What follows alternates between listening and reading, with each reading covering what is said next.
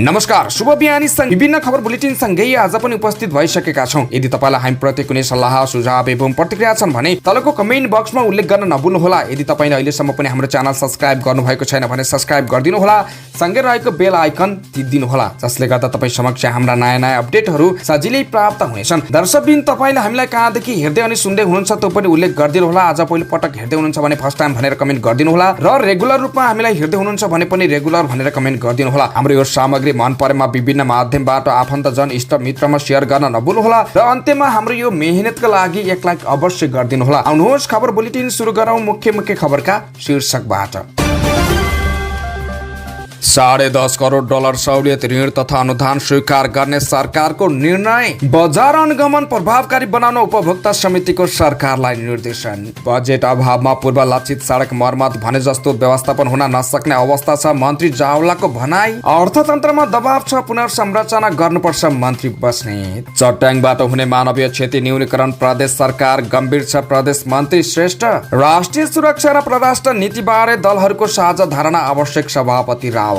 धरानको कार्यपालिकामा चर्का-चर्की मेयरमाथि ज्वाइँलाई जागिर दिएको आरोप, संसदीय समितिले टुङ्गाए टीआरसी विधेयक शीर्ष अनुमोदन बाँकी। नेपालगञ्जमा सामाजिक सद्भाव फैलाउन मानव अधिकार आयोगको अपिल। एमालेको गण्डकी अधिवेशन आज मतदान हुने। राम्रो चालचलन भएका कैदीले कार्तिक 1 देखि जेल बाहिर बस्न पाउने। 2.5 महिनादेखि पारिश्रमिक नपाएको वीरेन्द्र सैनिक अस्पतालका इन्टर्न चिकित्सकको गुनासो। अनेरा सेवीले परीक्षा फारम लुटेर लगेको चर्का प्रतीप कलेजको आरोप। नेपालगञ्जमा कर्फ्यू खुकुलो बनाउने सर्वपक्षीय बैठकको निर्णय। एमसीसी परियोजना नेपालकै प्राथमिकतामा छ, प्रधानमन्त्री प्रचण्डको भनाई। संघीय निजामती विधेयकको विरोधमा स्थानीय तहका कर्मचारी सडकमा। एमसीसी कार्यान्वयनको विरोधमा काठमाडौँमा प्रदर्शन। नेपाल समाजवादी पार्टीले वैशाखमा महाधिवेशन गर्ने। अध्यक्षको बर्खास्ती बारे छलफल गर्न एन्फाले बोलाए विशेष साधारण सभा। एसियन कप छनौट खेल्ने फुटसल टोलीलाई हिजो बिदाई। क्रिकेट विश्वकप आजदेखि सुरु हुँदै उद्घाटन खेलमा इङ्ल्यान्ड र न्युजिल्यान्ड खेल्दै। आजदेखि मौसम सुध्रिने, लगातार झरी नहुने। अब समाचार विस्तारमा। सरकारले नेपाल गुणस्तरीय स्वास्थ्य सेवा प्रणाली कार्यक्रमका लागि विश्व बैंकबाट प्राप्त हुने 100 मिलियन अमेरिकी डलर सहुलियतपूर्ण ऋण र 3.84 मिलियन अमेरिकी डलर अनुदान सहायता स्वीकार गर्ने निर्णय गरेको छ। मंगलबार बसेको मन्त्री परिषद बैठकले यो निर्णय गरेको सरकारकी प्रवक्ता एवं सञ्चार तथा सूचना प्रविधि मन्त्री रेखा शर्माले जानकारी दिनुभयो। बैठकले अन्तर्राष्ट्रिय एकीकृत पर्वतीय विकास केन्द्र डिसिमोडलाई नेपाल सरकारबाट सन् 2021 देखि 2023 सम्मको वार्षिक बजेट योगदान बापत 7,75,533 अमेरिकी डलर बराबरको रकम अर्थ मन्त्रालय मार्फत भुक्तानी गर्न स्वीकृति दिने निर्णय गरेको पनि मन्त्री शर्माले बताउनुभयो। सरकारले उदय आर्थिक विकासका लागि लगानी तथा नवप्रवर्धन सम्बन्धी आयोजना कार्यान्वयन गर्न स्विजरल्यान्ड सरकारबाट प्राप्त हुने स्विज फ्र्याङ्क 5.45 मिलियन अनुदान सहायता स्वीकार गर्ने निर्णय गरेको छ। सरकारले राष्ट्रिय खेलकुद प्रतिभा सम्मान कार्यविधि 2068 खारेज गर्ने निर्णय गरेको छ।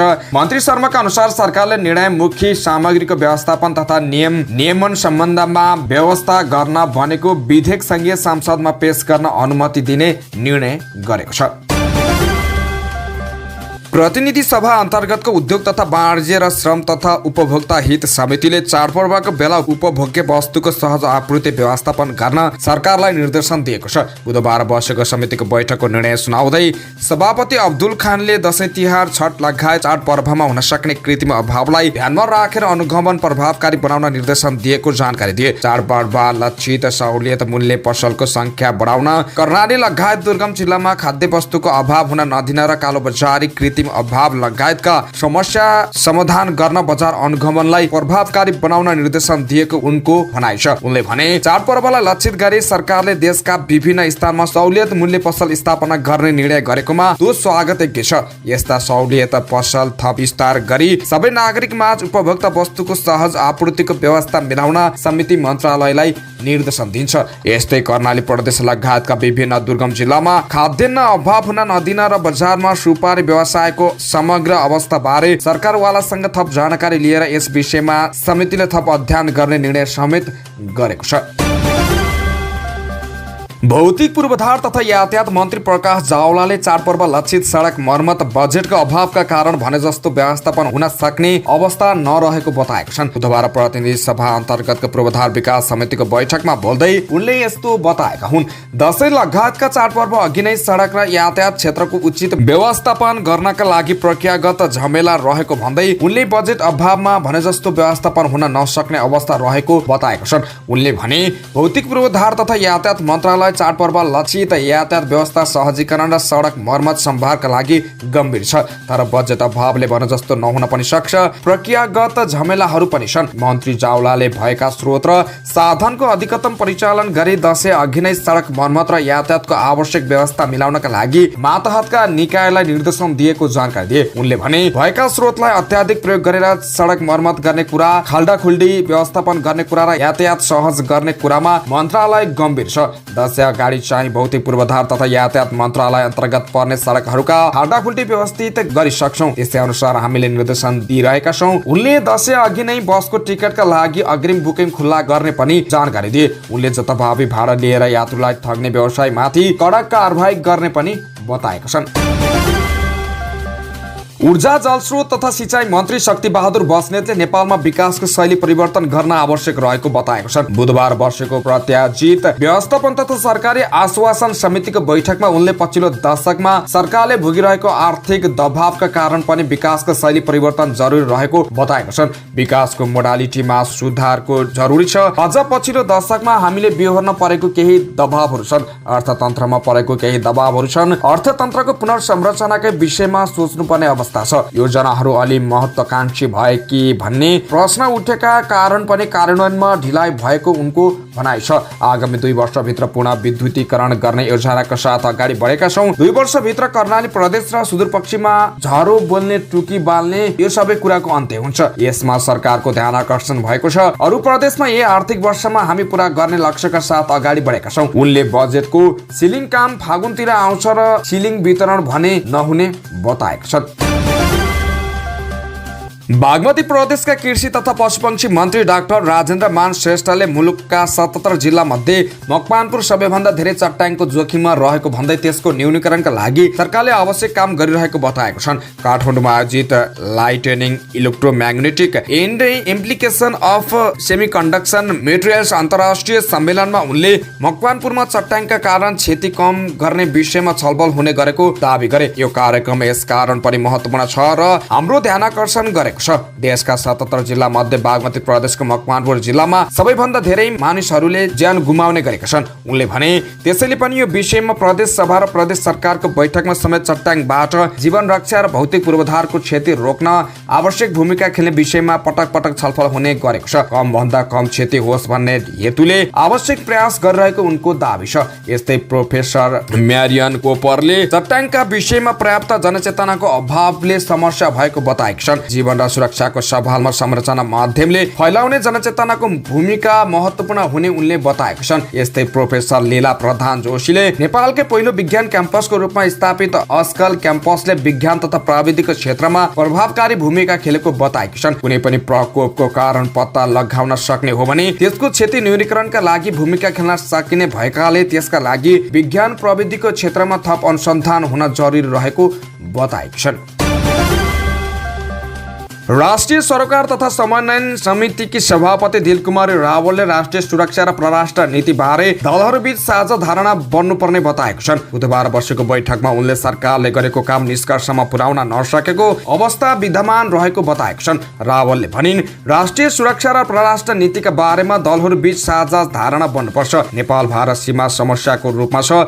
सरकारले धेरै समय अघि बनाएको इपिजी रिपोर्ट अहिलेसम्म सार्वजनिक भएको छैन। सरकारले काम गरेको तर निष्कर्षमा पुर्याउन नसकेको अवस्था छ। यसको अन्त्य गर्नुपर्छ। उनले धेरै विषयमा राष्ट्रिय सहमति बन्नुपर्ने बताइन्। उनले इपिजी को विषयमा छुट्टै बैठक बसेर छलफल गर्ने कार्ययोजना समेत भएको जानकारी दिन्। मुख्य राजनीतिक दलहरू तथा परराष्ट्र मन्त्रालयसँग बसेर छलफल गर्ने र आवश्यक निर्देशन दिने कामहरू गर्ने उनको भनाइ छ। धरान उपमहानगरपालिकाको कार्यपालिका बैठक मेयर र कार्यपालिका सदस्यहरूको विवादले फेरि बिथोलिएको छ। बुधबार बैठकमा पुराना कर्मचारीलाई हटाएको र मेयरले ज्वाइँ र नातेदारलाई जागिर लगाएको विषयमा विवाद भएको थियो। विवाद चर्किएपछि मेयर हर्क साम्पाङले बैठक स्थगित गरेका थिए। 2079 वैशाखमा स्वतन्त्र उम्मेद्वारका रूपमा निर्वाचित मेयर हर्क साम्पाङ र अरू जनप्रतिनिधि बीच लामो समयदेखि विवाद छ। यही विवादका कारण कार्यपालिका बैठक प्रभावित भइरहेका छन्। एकाधा बाहेक सबैजसो बैठकमा विवाद हुने गरेको छ। मंगलबारको कार्यपालिका बैठकमा 15 वटा एजेन्डा थिए, जसमध्ये 4 नम्बरको बुधामा जति जाने बित्तिकै विवाद सुरु भयो। मेयर साम्पाङले उमेर हद हटाउँदै घण्टा घरमा 18 वर्षदेखि कार्यरत राज सुब्बा र 8 वर्षदेखि मालीको रूपमा काम गरिरहेका प्रकाश राईलाई हटाएका छन्। उनी ज्वाइँ अभिषेक राई र जेठान पर्ने अनुज भुजेललाई नियुक्ति दिएका वडाध्यक्षको दाबी छ। बुधबारको बैठकमा उपमेयर ऐन्द्र विक्रम बेघाले विदा गरिएका कर्मचारीलाई उत्पादन दिने प्रस्ताव राखे, जस अनुसार 5 देखि 10 वर्षसम्म काम गरेकालाई 1 महिना, 10 देखि 15 वर्ष काम गरेकालाई 2 महिना र 15 देखि 20 वर्ष काम गरेकालाई 3 महिनाको तलब बराबर रकम दिने प्रस्ताव थियो। त्यसमा वडाध्यक्षहरूले प्रश्न उठाए। एक कार्यपालिका सदस्यले सल्लाह नगरी हटाउने काम भएको बताएका छन्। उनीहरू सहित 7 जना कर्मचारी बारे सहज बाटो खोज्नुपर्ने भन्दै उनले 1 वर्षका लागि ज्यालाधारीमा राख्ने र गार्डन ह्यान्डसेक दिएर विदा गर्नुपर्ने बताएका छन्। तर मेयर साम्पाङले व्यक्तिलाई हेरेर निर्णय गरेको बताए। उपदान दिने बारे छलफल गर्न प्रस्ताव गरे। घण्टा घर नआउँदासम्म अर्कै समितिले चलाएको, यही समितिले नियुक्ति गरेकाले 17 वर्षदेखि उपमहानगरपालिकामा काम गरेको भन्न नमिल्ने बताएका छन्। वडाध्यक्षले फेरि एक पटक निर्णय पुनर्विचार गर्न आग्रह गरे। मेयर साम्पाङले भने 22 जनालाई निकालेको भए पनि 2 जनाको विषयलाई मात्र किन मुद्दा बनाएको भन्ने प्रश्न गरे। संसदीय उपसमितिका सदस्यहरूले संक्रमणकालीन न्याय सम्बन्धी विधेयकमा सहमति जुटाएको छन्। अब शीर्ष नेताहरूले अनुमोदन गरे। लामो समयदेखि अड्किएको विधेयक संशोधनले गति लिने नेताहरू बताउँछन्। प्रतिनिधि सभाको कानून न्याय तथा मानव अधिकार समिति अन्तर्गतको उपसमितिले बेपत्ता पारिएका व्यक्तिको छानबिन, सत्य निरूपण तथा मेलमिलाप आयोग ऐन 2071 लाई संशोधन गर्न बनेको विधेयकमा सहमति जुटाएको हो। सहमति जुटेका विषयमा शीर्ष नेताहरूको राय लिने र शुक्रबार बैठक बस्ने अन्तिम रूप दिने उपसमिति सदस्यहरू बताउँछन्। मूलभूत रूपमा विषयहरू टुङ्गिएका छन्। उपसमिति सदस्य शेरबहादुर कुँवरले भने 2 दिन उपसमिति सदस्यहरूले आफ्नो दलमा छलफल गर्नुहुन्छ, त्यस आधारमा पछि औपचारिक निर्णय लिन्छौं। उपसमिति सदस्यका अनुसार जघन्य अपराधको परिभाषामा शुभेच्छाचारी हत्या लगायतका विषय समेटिएको छ। दौड भिडन्त बाहेकका शुभेच्छाचारी र नियन्त्रणमा भएका हत्यालाई गम्भीर मानव अधिकार उल्लङ्घनको परिभाषा समेटेर जान उपसमिति सहमत भएको छ। मानव अधिकारले गम्भीर उल्लङ्घनको परिभाषामा सहमति जुट्न नसक्दा शेरबहादुर देउवा नेतृत्वको अघिल्लो सरकारले ल्याएको विधेयक प्रतिनिधि सभाको कार्यकाल सकिएर निष्क्रिय भएको थियो। दलहरूले अधिकतम प्रयास गर्दा पनि त्यस बेला हत्याको वर्गीकरणको विषयमा सहमति जुटेको थिएन। यसपटकको प्रस्तावित विषयमै मानव अधिकारको उल्लङ्घन र गम्भीर उल्लङ्घन भनेर छुट्याइएको थियो, तर यसको परिभाषा पनि फेरि विवाद भएको छ। अहिले मानव अधिकार उल्लङ्घनको परिभाषा सशस्त्र द्वन्द्वको क्रममा निशस्त्र व्यक्ति वा जौन समुदाय बीच लक्षित गरी वा योजनाबद्ध रूपमा गरिएको कार्य भनेर राखिएको छ।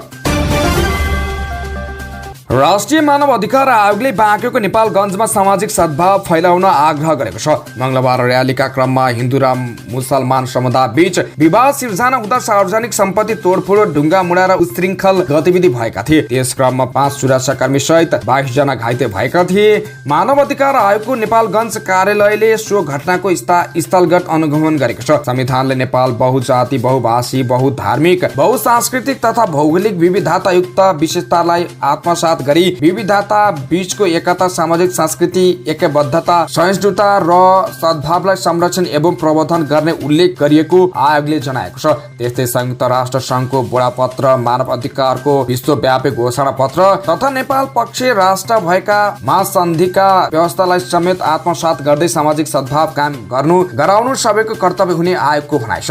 साम्प्रदायिक हिंसा भड्किन सक्ने र शान्ति सुरक्षा खलबलिन सक्ने तर्फ संवेदनशील हुन, विचार तथा अभिव्यक्ति स्वतन्त्रताको उपयोग गर्दा अरूको अधिकार प्रति सचेत हुन, मर्यादित रूपमा सामाजिक सञ्जालको प्रयोग गर्न आयोगले विज्ञप्ति मार्फत आग्रह गरेको छ।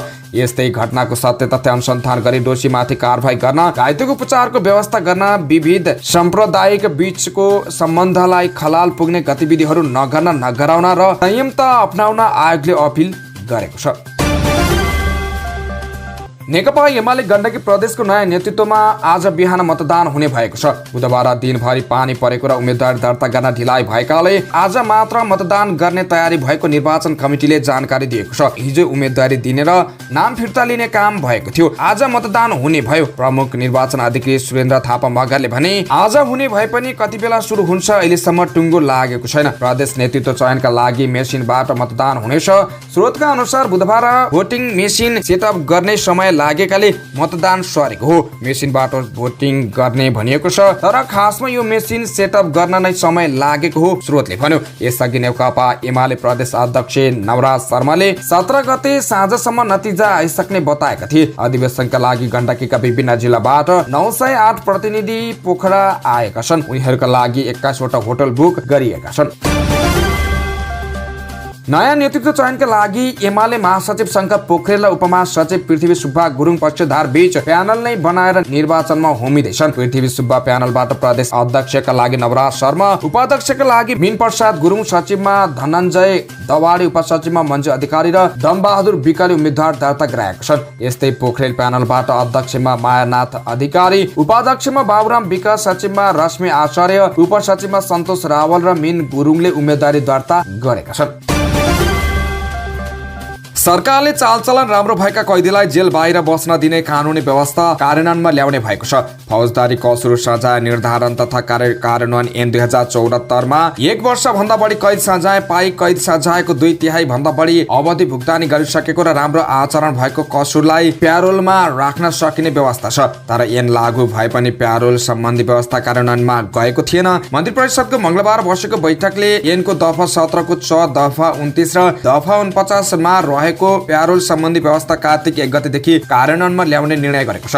दफा 17 को खण्ड 6 मा कसुरदारलाई प्यारोलमा छड्न सकिने कि नसकिने खुलाउनु पर्ने उल्लेख छ। दफा 29 मा प्यारोलमा राख्न सकिने व्यवस्था छ। दफा 29 1 मा भनिएको छ 1 वर्ष भन्दा बढी कैद सजाय पाई कैद सजायका 2/3 भन्दा बढी अवधि भुक्तानी गरिसकेको र राम्रो आचरण भएको कसुरदारलाई प्यारोल बोर्डको सिफारिसमा जिल्ला अदालतको न्यायाधीशले प्यारोलमा राख्ने आदेश दिन सक्नेछ। दफा 49 मा यसका लागि प्यारोल अधिकृत तोक्ने सम्बन्धी व्यवस्था छ। मन्त्री परिषदको बैठकले प्यारोल अधिकृतको नियुक्ति नभएसम्मका लागि सम्बन्धित कारागार प्रशासनलाई प्यारोल अधिकृत तोक्ने निर्णय पनि गरेको छ। यससँगै अब 2/3 कैद सजाय भुक्तानी गरेका र चालचलन राम्रो भएका कैदीलाई अदालतले जेल बाहिर स्वतन्त्र समाजमा बस्ने छुट दिन सक्नेछ।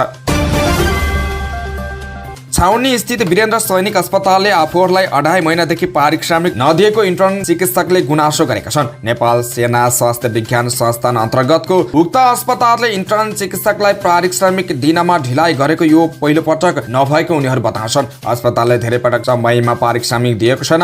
अस्पताल प्रशासनलाई कारण सोद्धा कारण पनि बताउँदैन। एक इन्टर्न चिकित्सक भन्छन् त्रिवी शिक्षण अस्पताल लगायत केही सरकारी अस्पतालमा इन्टर्न चिकित्सकको तलब 21,000 रुपियाँ छ। तर वीरेन्द्र सैनिक अस्पताल सरकारी भएर पनि 16,500 रुपियाँ मात्र दिइरहेको छ। त्यो पनि समयमा दिएको छैन। अस्पतालकै अर्का इन्टर्न चिकित्सक भन्छन् 2.5 महिनासम्म तलब नदिँदा धेरै अप्ठ्यारो परेको छ। अस्पतालले समयमा तलब नदिएको यो पहिलो पटक होइन, धेरै पटक भइसक्यो। अस्पतालमा कार्यरत करिब 100 जना इन्टर्न चिकित्सकले तलब नपाएको उनीहरू बताउँछन्। इन्टर्न चिकित्सकको पारिश्रमिक ढिलाइ हुनुको कारण चिकित्सकहरूको हाजिर समयमा आइ नपुग्नु भएको नेपाली सेना स्वास्थ्य विज्ञान संस्थानका लेखा अधिकृत दिपेश तिमेल सिन्हा दावी गर्छन्। साउनको तलब हामीले हालिसक्यौं, भदौको मात्र बाँकी हो।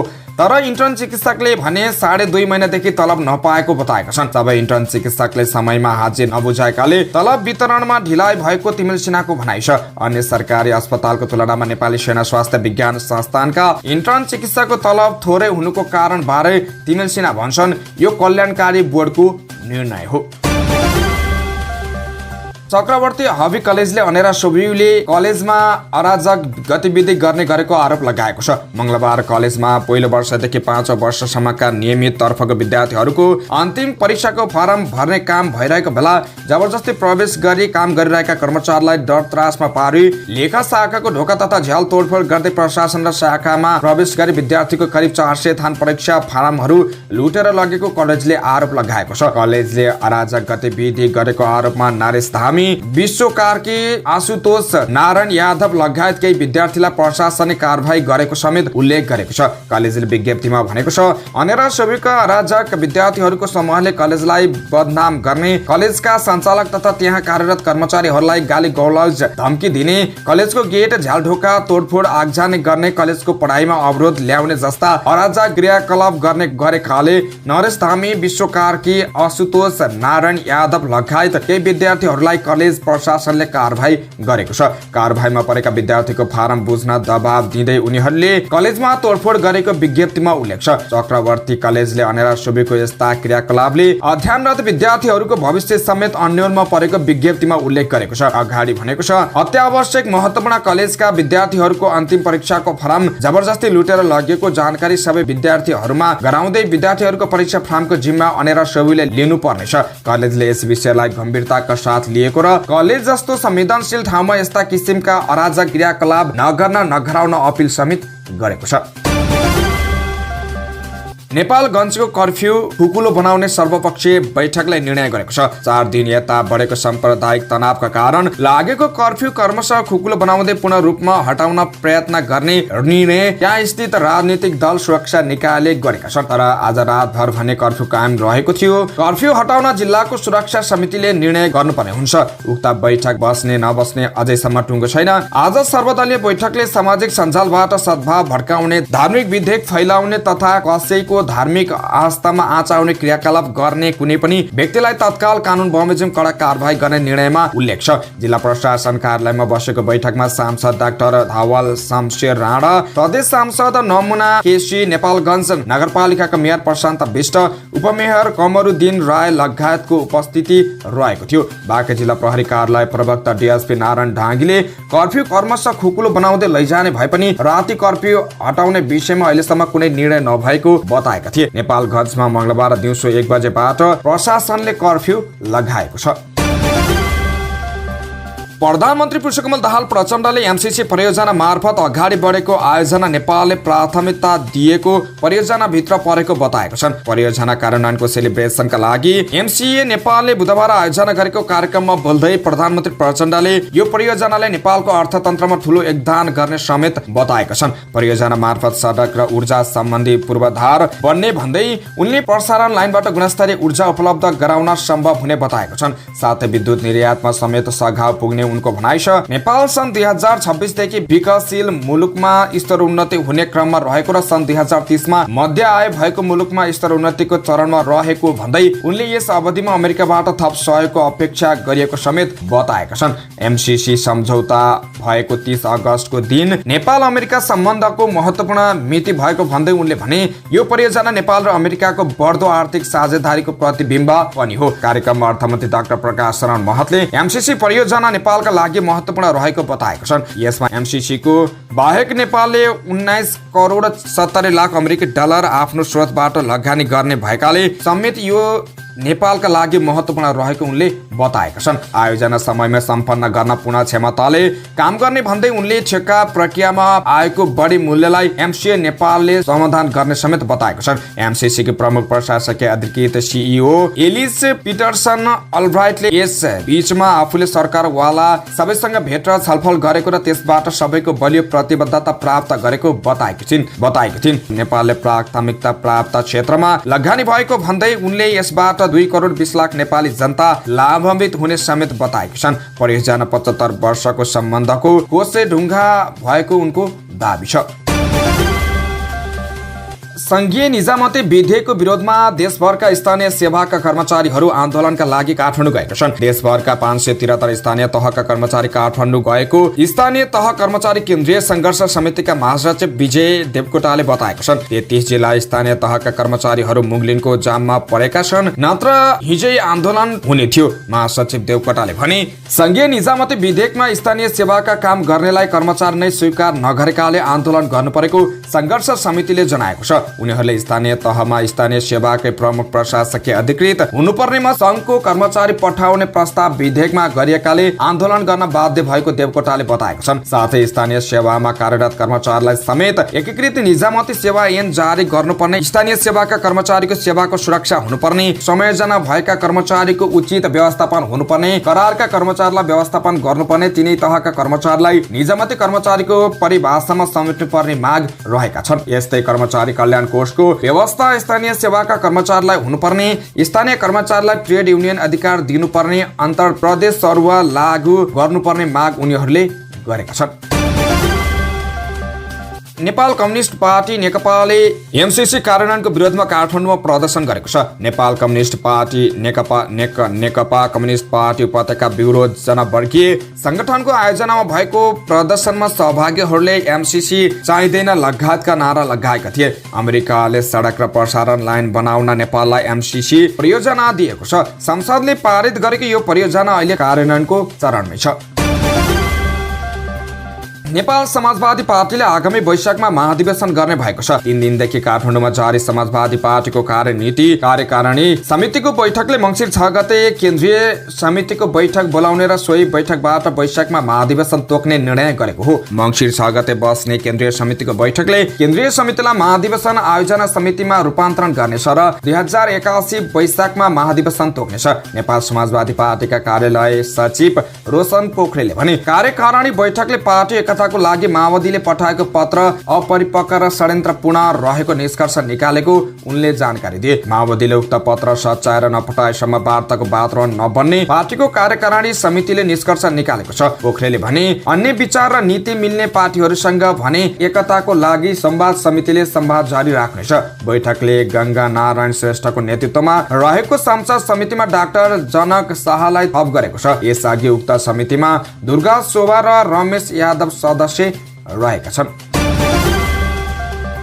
अखिल नेपाल फुटबल संघ एन्फाले अर्को महिना विशेष साधारण सभा बोलाएको छ। एन्फा कार्य समितिको बुधबार बसेको आकस्मिक बैठकले अध्यक्षलाई बर्खास्तको एजेन्डामा छलफल गर्न कार्तिक 23 मा विशेष साधारण सभा बोलाउने निर्णय गरेको हो। पूर्व अध्यक्ष कर्मा छिरिङ शेर्पा नेतृत्वमा 25 भदौमा अध्यक्ष पंकज विक्रम नेवाङ र महासचिव किरण गुरुङलाई बर्खास्त गर्न माग गर्दै निवेदन दिएका थिए। विधान अनुसार महासचिवको नियुक्ति र बर्खास्ती अध्यक्षको प्रस्तावमा कार्य समितिले गर्ने भएकाले यो प्रस्तावलाई साधारण सभामा पेश नगर्ने निर्णय भएको छ। विशेष साधारण सभा मकवानपुरको हेटौडामा बस्नेछ। एन्फा विधान अनुसार 40% सदस्यले आवेदन दिएपछि विशेष साधारण सभा बोलाउनु पर्छ, तर प्रस्ताव पास गर्न 2/3 समर्थन चाहिन्छ। एन्फा बैठकले वर्ल्ड कप छनौट चरणको तयारीका लागि अध्यक्ष दीपक खतिवड़ालाई संयोजक तोकेको छ। प्रतियोगिताको टिकटको बन्दोबस्त एन्फाले नै गर्ने निर्णय गर्दै सामान्य प्याराफिट तर्फ 300 र भिआइपी तर्फ 500 रुपियाँ शुल्क तोकेको छ। समाचारको क्रममा मौसम खबर। जल तथा मौसम विज्ञान विभागले बिहिबारदेखि मौसम क्रमिक रूपमा सुधार हुँदै जाने जानकारी गराएको छ। विभागका मौसमविद गोविन्द झाका अनुसार नेपालको पूर्वी क्षेत्रमा केही बदली केही बादली बाँकी नै रहेर अन्य क्षेत्रबाट क्रमिक सुधार हुँदै जानेछ। तर पनि हिजो र आजको जस्तो लगातार झरी हुन्न, केही समय पानी पर्ने र केही समय घाम पनि लाग्ने हुन्छ। पूर्वमा मात्रै अलिकति बाँकी छ, अब आजदेखि भारी वर्षा भने हुन्न। उनले आज राति भने केही ठाउँमा भारी वर्षा हुन सक्ने बताएका छन्। विभागका अनुसार हाल मनसुनको न्यून चापीय रेखा सरदरी स्थानमा रहेको छ। साथै नेपालमा हाल भारतको झारखण्ड आसपासको क्षेत्रमा रहेको न्यून चापीय क्षेत्र समेतको प्रभाव रहेको छ। हाल देशभर आंशिकदेखि सामान्य बदली रही गण्डकी र लुम्बिनी प्रदेशका केही स्थानमा साथै कोशी र बागमती प्रदेशका थोरै स्थानमा हल्कादेखि मध्यम वर्षा भइरहेको छ। आगामी 24 घण्टामा कोशी मधेस बागमती गण्डकी र लुम्बिनी प्रदेशका केही स्थान र बाँकी प्रदेशका धेरै स्थानमा मेघगर्जन चट्याङ सहित हल्कादेखि मध्यम वर्षाको सम्भावना रहेको छ। कोशी मधेस बागमती गण्डकी र लुम्बिनी प्रदेशका 1-2 स्थानमा भारी वर्षाको समेत सम्भावना रहेको छ। समाचारको क्रममा खेल खबर। फुटसल एसियन कप छनौट खेल्न मङ्गोलिया जाने नेपाली टोलीलाई बिदाई गरिएको छ। 1.5 वर्ष यता घरेलु फुटसल लिग समेत नखेलेका नेपाली खेलाडी यही असोज 20 देखि 23 गतेसम्म मङ्गोलियामा हुने एसियन कप छनौट खेल्न त्यसतर्फ जान लागेका हुन्। नेपाली फुटसल टोलीका मुख्य प्रशिक्षक गौरव बस्नेतले खेलाडी पलायनका कारण समस्या भए पनि अहिलेको खेलमा केही सुधार हुने अपेक्षा गरिएको जानकारी दिए। लिग नभएको कारणले यस्तो राम्रो हुन्छ भन्ने छैन, तर पनि राम्रो तयारी गरिएकाले यसपालि हामी दोस्रो राउन्डमा पुग्छौं भन्ने अपेक्षा छ। उनले भने त्यस्तै कप्तान मणिकुमार लामाले पहिलो पटक कप्तानी गर्न लागेकाले केही नर्भस भए पनि राम्रो गर्नेमा आशावादी रहेको बताएका छन्। उनले भने हामी फिजिकल रूपमा कमजोर छैनौं, टेक्निकल केही समस्या भए पनि अनुभवी खेलाडी नभए पनि युवा खेलाडी भएकाले हामीले राम्रो प्रदर्शन गर्छौं भन्ने आशा छ। छनौट प्रतियोगितामा विभिन्न 31 राष्ट्र सहभागी छन्। यसलाई विभिन्न 8 समूहमा विभाजन गरिएको छ।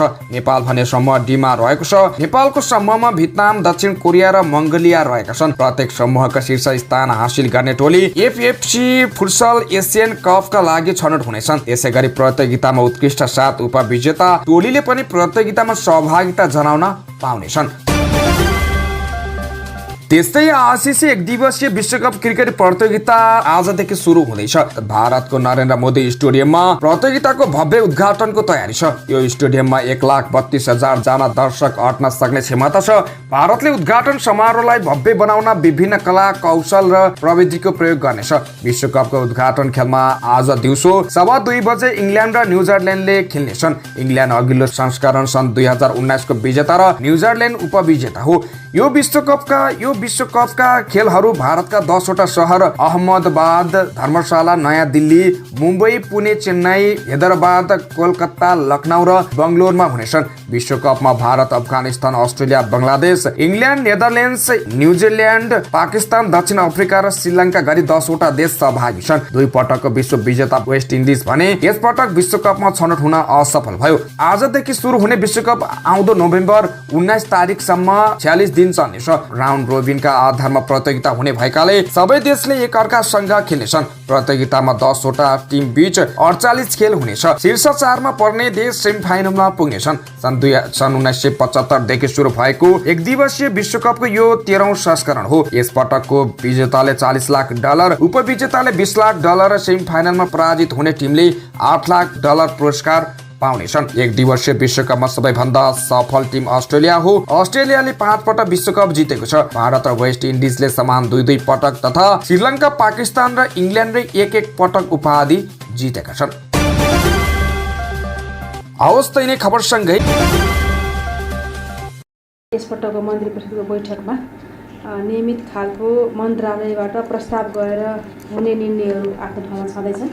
त्योभन्दा बाहेक केही विशेष प्रस्तावमा पनि निर्णय भएका थिए, जुन कुरा बाहिर आइसकेका छन्। त्यसलाई फेरि म यहाँ तपाईँको बिचमा दोहोऱ्याउन चाहन्छु।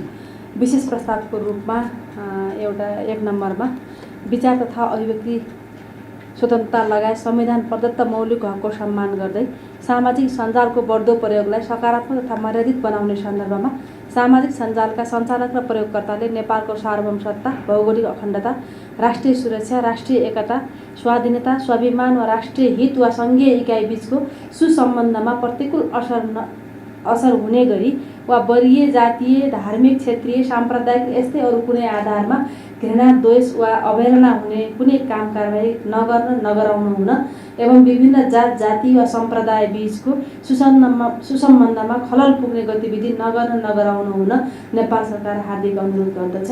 साथै सामाजिक सञ्जाल प्रयोग गर्दा आधारहीन विषय व्यक्त गर्ने, व्यक्तिको प्रतिष्ठा, आत्मसम्मान, गोपनीयता तथा चरित्रमा आघात पुर्याउने, जातीय भेदभाव वा छुवाछुतलाई दुरुत्साहन गर्ने, श्रमप्रति अवहेलना गर्ने, अपराध गर्न दुरुत्साहन गर्ने, शान्ति सुरक्षा भङ्ग हुने कार्यलाई बढावा दिने वा प्रचलित कानुन बमोजिम प्रकाशन वा प्रसारण गर्न रोक लगाएको कुरा, प्रसारण वा सम्प्रेषण गर्ने वा सार्वजनिक सदाचार र नैतिकताको प्रतिकूल हुने गरी सामग्री प्रकाशन वा प्रसारण गर्ने जस्ता कार्य नगराउन नेपाल सरकार हार्दिक अपिल गर्दछ भनेर यो प्रस्ताव पास भएको छ, त्यहाँ पारित भएको छ क्याबिनेटबाट।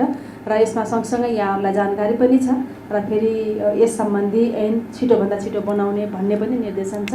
र हाम्रो अहिले यो सामाजिक सञ्जाललाई व्यवस्थित गर्ने निर्देशिका हाम्रो अर्थ मन्त्रालयबाट आएर कानुन मन्त्रालयमा छ। यो पनि हामी अगाडि बढाउने प्रक्रियामा छौँ र त्यसै गरी ऐन पनि हामी प्यारलले ड्राफ्ट गर्दैछौँ। यो कुरा यहाँहरूलाई पटक पटक भनि पनि राखिएको छ। र अर्को कुरा, यो हाम्रो जुन चाडपर्वको बेलाको महँगो कुरा छ, त्यो विषयमा पनि विशेष प्रस्ताव पारित भएको छ। आसन्न चाडपर्वको अवसरमा उच्च माग हुने खाद्य तथा गैर खाद्य वस्तुहरूको कृत्रिम अभाव सिर्जना गरी अस्वाभाविक मूल्य वृद्धि गरी कालोबजारी र अखाद्य वस्तु मिसावट गरी गुणस्तरहीन वस्तु बिक्री वितरण गर्ने जस्ता अनुचित कार्यहरू नगराउन सम्पूर्ण उद्योगी व्यवसायहरूलाई नेपाल सरकार ध्यानाकर्षण गराउँदछ। बजारमा कृत्रिम अभाव सिर्जना गर्ने, र नाफाखोरी गर्ने व्यक्ति फर्मलाई कानुन बमोजिम कारबाहीका लागि कोही कसैसँग सूचना भएमा हेर्लो सरकार वाणिज्य विभागको पोर्टल वा टोल फ्री नम्बर 1137मा सूचना दिनुहुन आम उपभोक्ता वर्गमा नेपाल सरकार अनुरोध गर्दछ। उपभोग्य वस्तुको बिक्री वितरणसँग सम्बन्धित सार्वजनिक निकायहरूले तत्काल देशभर सुपथ मूल्यका पसल सञ्चालन गर्ने, बजार अनुगमनका लागि स्थापित सम्पूर्ण संयन्त्रलाई थप सक्रिय र क्रियाशील बनाई बजार अनुगमन कार्यलाई प्रभावकारी बनाउने, अस्वाभाविक मूल्य वृद्धि र कालो बजारी नियन्त्रण गर्ने व्यवस्था मिलाई कृत्रिम अभाव सिर्जना गर्ने, अस्वाभाविक रूपमा मूल्य वृद्धि गरी नाफाखोरी र कालो बजारीमा संलग्न हुने जो कोहीलाई प्रचलित कानुन बमोजिम कडा कारबाही गर्ने र सोको प्रतिवेदन सर्वसाधारण सबैको जानकारीका लागि सम्बन्धित निकायबाट दैनिक रूपमा सम्प्रेषित गर्न नेपाल सरकार निर्देशन गर्दछ भन्ने दुईवटा प्रस्तावहरू यसरी पारित भएको छ। र अर्को नियमित मन्त्रालयबाट विभिन्न मन्त्रालयका प्रस्तावहरू अन्तर्गत भएका निर्णयहरू म तपाईँको बिचमा राख्न चाहँदैछु। प्रधानमन्त्री तथा मन्त्री परिषदको कार्यालयको प्रस्तावमा अन्तर्राष्ट्रिय एकीकृत पर्वतीय विकास केन्द्र इसिमोडलाई नेपाल सरकारबाट सन् 2021 देखि 23 सम्मको वार्षिक बजेट योगदान बापत कुल 7,75,533 अमेरिकी डलर बराबरको रकम अर्थ मन्त्रालय मार्फत भुक्तान गर्न स्वीकृति दिने भन्ने निर्णय भएको छ। त्यसै गरेर अर्थ मन्त्रालयको प्रस्तावमा नेपाल गुणस्तरीय स्वास्थ्य सेवा प्रणाली कार्यक्रमका लागि विश्व ब्याङ्कबाट प्राप्त हुने 100 मिलियन अमेरिकी डलर सहुलियतपूर्ण ऋण तथा 3.84 मिलियन अमेरिकी डलर अनुदान सहायता स्वीकार गर्ने भन्ने पनि निर्णय भएको छ। र अर्थ मन्त्रालयकै अर्को प्रस्ताव छ, उदय आर्थिक विकासका लागि लगानी तथा नवप्रवर्तन सम्बन्धी आयोजना कार्यान्वयन गर्न स्विजरल्यान्ड सरकारबाट प्राप्त हुने स्विस फ्र्याङ्क 5.45 मिलियन अनुदान सहायता स्वीकार गर्ने भन्ने पनि निर्णय भएको छ। अर्थ मन्त्रालयकै फेरि अर्को प्रस्ताव छ, सिटी अफ लन्डनको मेन्सन हाउसमा आयोजना हुने उच्चस्तरीय लगानी सम्मेलनमा सहभागी हुन अर्थमन्त्री माननीय डाक्टर प्रकाश शरण महतको नेतृत्वको प्रतिनिधिमण्डललाई स्वीकृति प्रदान गर्ने भन्ने पनि निर्णय भएको छ। र कानुन न्याय तथा संसदीय मामला मन्त्रालयको प्रस्तावमा विशेष अदालत नियमावली 2080 स्वीकृत भएको छ, त्यो क्याबिनेटले स्वीकृत गरेको छ। र कानुन न्याय तथा संसदीय मामिला मन्त्रालयकै अर्को प्रस्तावमा फौजदारी कसुर सजाय निर्धारणता कानुन ऐन 2074 को दफा 1 को उपदफा 2 ले दिएको अधिकार प्रयोग गरी सो ऐनका प्रारम्भ हुन बाँकी दफाहरूमध्ये दफा 17 को खण्ड च दफा 29 र दफा 49 मिति 2080/7/1 देखि प्रारम्भ हुने गरी तोक्ने र सोको सूचना नेपाल राजपत्रमा प्रकाशन गर्ने भन्ने पनि निर्णय भएको छ। र कानुन मन्त्रालयको यसकै खमा फेरि फौजदारी कसुर सजाय निर्धारण तथा कानुन ऐन 2074 को दफा 49 बमोजिम प्यारोल अधिकृतको नियुक्ति नभएसम्मको लागि सम्बन्धित कारागार प्रशासकलाई सो दफाको प्रयोजनको लागि मिति 2080/7/1 देखि लागू हुने गरी प्यारोल अधिकृत तोक्ने र सोको सूचना नेपाल राजपत्रमा प्रकाशन गर्ने भन्ने पनि निर्णय भएको छ। र परराष्ट्र मन्त्रालयको प्रस्तावमा नेपाल र मलेसिया सरकारका परराष्ट्र मन्त्रालयहरू बीच द्विपक्षीय परामर्श संयन्त्र बाइल्याटरल कन्सुलेसन मेकानिजम स्थापना गर्ने भन्ने पनि निर्णय भएको छ। युवा तथा खेलकुद मन्त्रालयको प्रस्तावमा राष्ट्रिय खेलकुद प्रतिभा सम्मान कार्यविधि 2068 खारेज गर्ने भन्ने निर्णय पनि भएको छ। श्रम रोजगार तथा सामाजिक सुरक्षा मन्त्रालयको प्रस्तावमा नेपाल सरकार र जर्मनी सरकार एवं नेपाल सरकार र रोमानिया सरकार बीच द्विपक्षीय श्रम सम्झौता गर्न स्वीकृति दिने उक्त सम्झौता सम्बन्धी कार्यक्रममा सहभागी हुन माननीय श्रम रोजगार तथा सामाजिक सुरक्षा मन्त्रीको नेतृत्वको प्रतिनिधिमण्डललाई स्वीकृति दिने भन्ने निर्णय भएको छ। शिक्षा विज्ञान तथा प्रविधि मन्त्रालयको प्रस्तावमा शहीद दशरथ चन्द स्वास्थ्य विज्ञान विश्वविद्यालय सम्बन्धमा व्यवस्था गर्न बनेको विधेयक सङ्घीय संसद समक्ष पेश गर्ने भन्ने पनि हिजोको मन्त्रीपरिषदको बैठकले निर्णय गरेको छ। त्यसै गरेर संस्कृति पर्यटन तथा नागरिक उड्डयन मन्त्रालयको प्रस्तावमा नेपाल र स्विजरल्यान्ड बीच द्विपक्षीय वार्ता तथा हवाई सेवा सम्झौता गर्न स्वीकृति दिने भन्ने निर्णय भएको छ। र सोही मन्त्रालयकै प्रस्तावमा नेपाल र रुवान्डा बीच द्विपक्षीय वार्ता हवाई सेवा सम्झौता गर्न स्वीकृति दिने भन्ने दुईटा देशसँगको द्विपक्षीय वार्ता हवाई सेवा सम्झौता गर्ने दिने निर्णय भएको छ। सङ्घीय मामला तथा सामान्य प्रशासन मन्त्रालयको प्रस्तावमा निर्माणमुखी सामग्रीको व्यवस्थापन तथा नियमन सम्बन्धमा व्यवस्था गर्न बनेको विधेयक सङ्घीय संसद समक्ष पेश गर्न स्वीकृति प्रदान गर्ने भन्ने पनि निर्णय भएको छ। त्यसै गरेर सङ्घीय मामला तथा सामान्य प्रशासन मन्त्रालयकै अर्को प्रस्तावमा सङ्घीय मामला तथा सामान्य प्रशासन मन्त्रालय अन्तर्गत कार्यक्रमहरूको लागि अधिकृत स्तरका 6 अस्थायी दरबन्दी स्वीकृत गर्ने भन्ने निर्णय भएको छ। सोही मन्त्रालयकै अर्को प्रस्तावमा जिल्ला समन्वय समितिको कार्यालयको सङ्गठन संरचना र दरबन्दी तेरी संशोधन गर्ने भन्ने पनि निर्णय क्याबिनेटले गरेको छ। स्वास्थ्य तथा जनसङ्ख्या मन्त्रालयको प्रस्तावमा स्वास्थ्य तथा जनसङ्ख्या मन्त्रालय र अन्तर्गत मा अधिकृत स्तरको कुल 172 अस्थायी दरबन्दी स्वीकृत गर्ने भन्ने निर्णय भएको छ। र 19 नम्बरको विषय छ न्याय सेवा आयोगको सिफारिस बमोजिम नेपाल न्याय सेवा सरकारी वकिल समूह राजपत्राङ्कित प्रथम श्रेणीका सहन्यायाधिवक्ता श्री लोकराज पराजुलीलाई सोही सेवाको राजपत्राङ्कित विशिष्ट श्रेणी सचिव पदमा बढुवा गरी बेपत्ता पारिएका व्यक्तिको छानबिन आयोगमा पदस्थापन गर्ने भन्ने पनि निर्णय भएको छ।